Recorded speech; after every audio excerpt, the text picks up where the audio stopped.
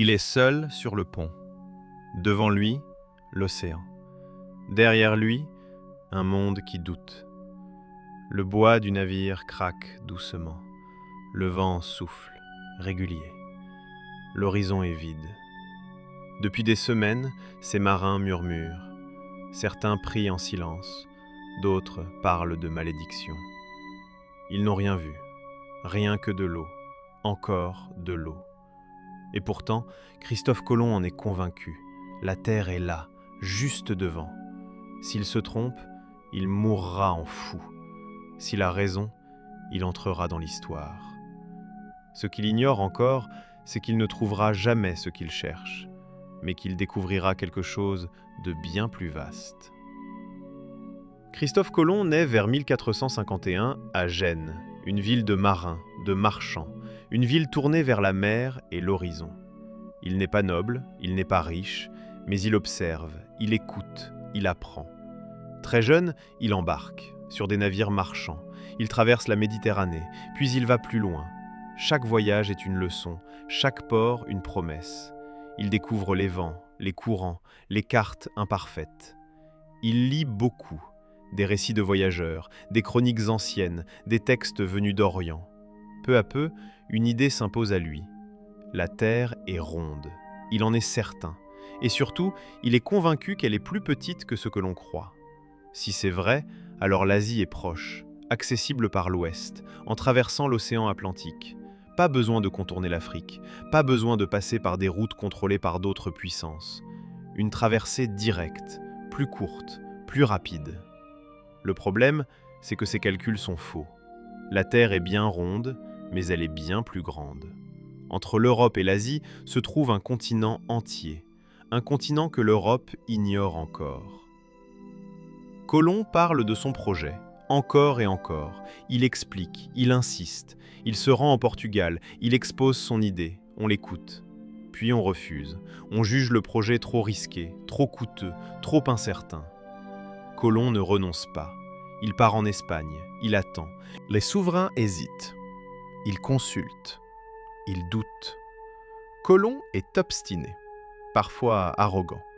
Il promet des richesses immenses, des épices, de l'or, de la gloire. Mais il exige aussi beaucoup. Des titres, des privilèges, un rang élevé.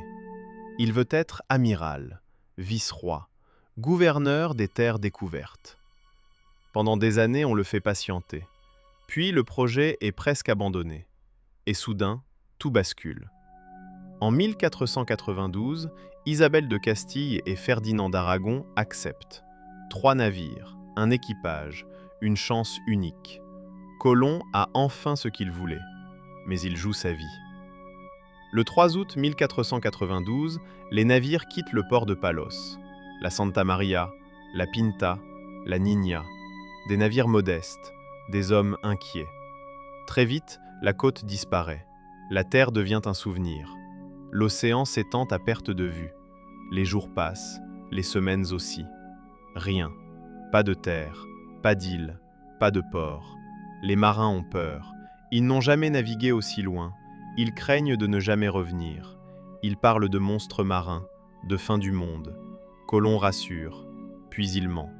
Il réduit les distances sur ses journaux, pour calmer les esprits. La tension monte, la mutinerie n'est pas loin. Et puis, dans la nuit du 11 au 12 octobre 1492, un cri fend le silence. « Terre !»